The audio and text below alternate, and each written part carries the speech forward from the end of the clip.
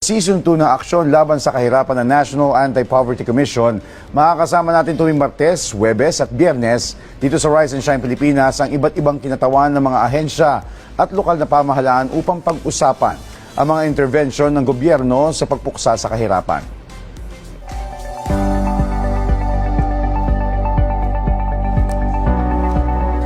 Sa ating bagong season, tututukan natin ang convergence o ang pagsasama-sama ng mga programa at stakeholders sa patuloy na pagpapaunlad ng mga komunidad at pamayanan.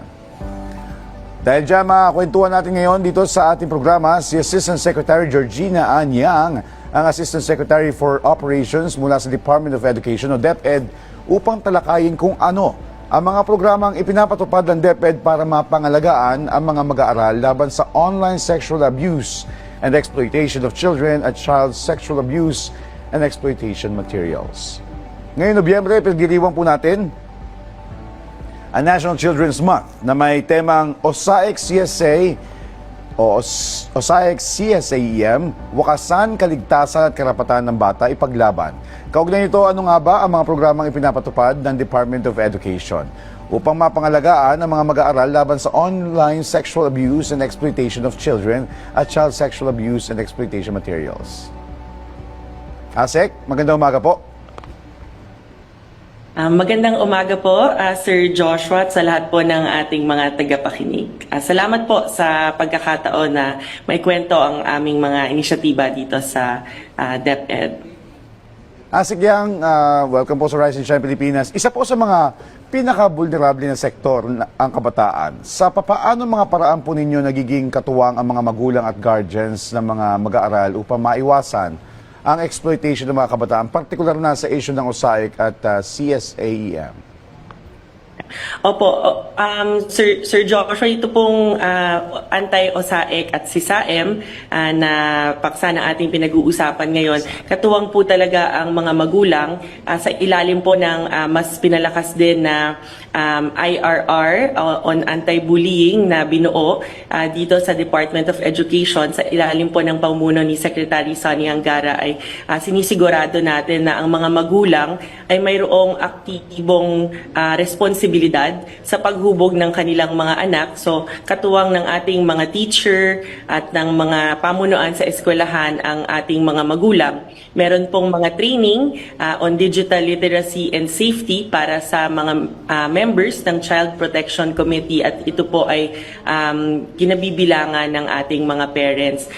Iba't iba rin po ang mga training and orientation na binibigay natin sa kanila para magabayan din nila ng tama ang kanilang mga anak, lalong-lalo na pagdating sa bahay, pagdating sa digital behavior or sa pagpo-post ng mga litrato o iba pang mga pribadong impormasyon online. Yes, dahil yung mga kabataan ngayon talagang iba yung interest na pinapakita nila pagdating sa social media, even sa mga gadgets. Now, you mentioned po na meron kayong mga ginagawang training and orientation. Now, after nung training and orientation na ginagawa po natin, meron po ba tayong mga ginagawang follow-up monitoring sa mga pamilya? Opo, kasama po yung mga magulang natin sa regular na engagement through our Parent-Teacher Association or PTA. Regular po yan na nagagawa at kung meron pong mga nakikita na mga risky behavior or nakita po ng ating mga guidance associates or guidance counselors sa eskwelahan or ng mga homeroom advisor na at risk ang ilang mga bata ay pinapatawag po at kinakausap ang magulang. Kasama rin po, dito pumapasok po yung whole of government approach.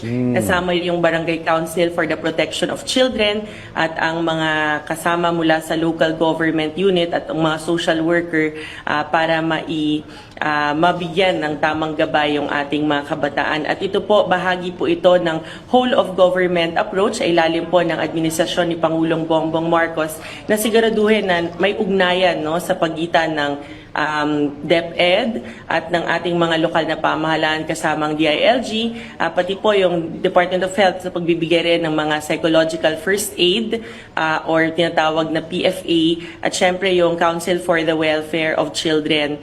Meron po kaming mga hotline na inire-refer din po natin yung mga iba't ibang kaso, halimbawa sa CWC o yung Makabata Helpline din po nila, at sa DepEd meron din po tayong Learners Telesafe Contact Center Helpline. Alright. ASEC, noong Pebrero, naglabas po ng memorandum ang DepEd tungkol sa pagpapaigting ng inyong kampanya laban sa OSAEC at si SAEM sa pamamagitan ng mga learning session tungkol dito.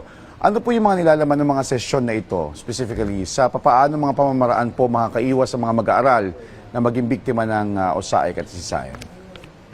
Opo, yun pong mga learning session po natin ay kasama yan sa 5-point reform agenda ni Secretary Sonny Angara dito po sa DepEd, kung saan nilalayon natin na bigyan ng sapat na training ang ating mga teacher pagdating po sa pagsisigurado sa kapakanan, kalusugan at karapatan ng ating mga mag-aaral, or kumbaga magkatuwang yung learners and teachers overall health and well-being. So meron po tayong Learner Rights Protection Specialization Course or LRP Specialization Course na pinagdadaanan ng ating mga teacher, dahil alam po natin na sila ang madalas nakaharap at kasama ng ating mga mag-aaral, lalong-lalo na po sa loob ng paaralan. So dito po sa LRP Specialization Course ay binibigyan ng mga tools at kakayahan yung ating mga teachers na makita sino yung mga at risk na mga children, at sila po ay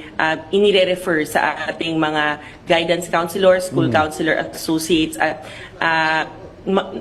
nakikita nga natin na sa susunod na taon, sa 2026, Joshua, napakalaki ng budget na darating sa DepEd, at dahil po yan talaga sa pagpapahalaga ng ating Pangulo sa edukasyon, at dahil dito magkakaroon po tayo ng dagdag na mga school counselor associates. 10,000 school counselor associates Wow, po, that's good. bago po itong mga posisyon, dahil po ito sa pagpapahalaga natin at lalong-lalo na ng ating Pangulo at ng Secretary sa mga karapatan at kapakanan ng mga kabataan. Alright. ASEC, pagdating naman po doon sa usapin ng doon sa konsepto ng convergence, paano niyo po ito pinatutupad?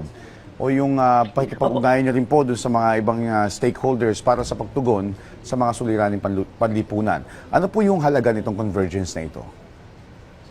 Opo, actually meron po talagang interagency committee on anti-OSAEC and SAEM.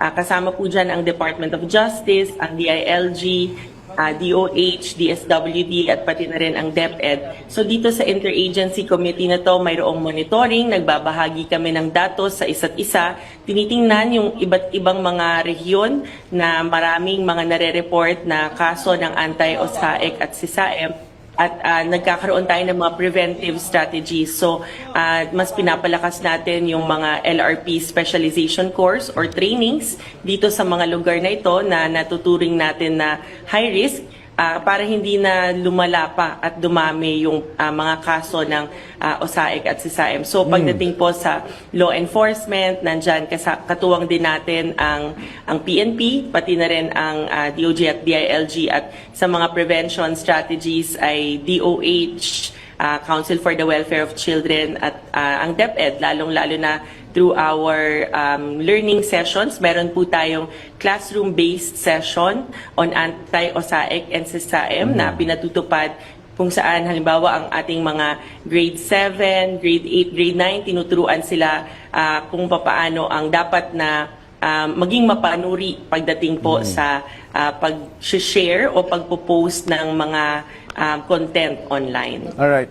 Well, ASEC, I understand that this is somehow, we're talking about prevention sa mga mag-aaral na maiwasan nga maging biktima nito. Pero paano po yung coordination natin in terms of sa mga mag-aaral po na naging biktima na o yung mga kailangan ng tulong dahil biktima na sila ng ng OSAEM? Opo. So ito po, meron tayong mga referral mechanisms kapag nakita po na sila ay naging biktima ng OSAEC at si SAEM, yung ating mga social workers agad, no, yung best interest of the child po kasi natin ay mabigyan ng agarang counseling at tulong yung ating mga mag-aaral, pati po ang kanilang pamilya.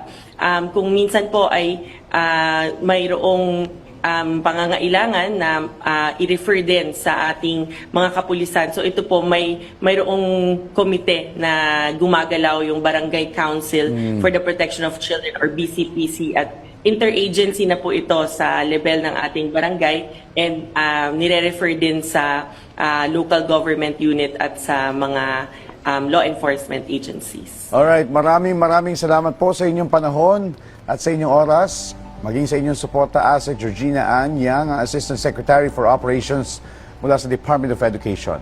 Hinihikayat namin kayong muling tumutok sa ating programa sa darating na Martes at samahan nyo kaming umaksyon laban sa kahirapan.